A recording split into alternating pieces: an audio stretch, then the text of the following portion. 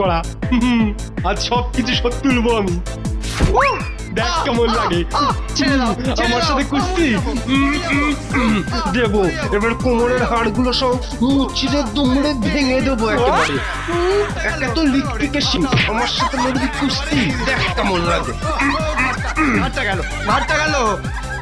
ওরে ওরে, আর আমায় মারিসনি রে বাপ, আর আমায় মারিসনি। এরপর আর মারলে আমার ভবলীলা সাঙ্গ হয়ে যাবে রে। আর মারিসনি বাপ।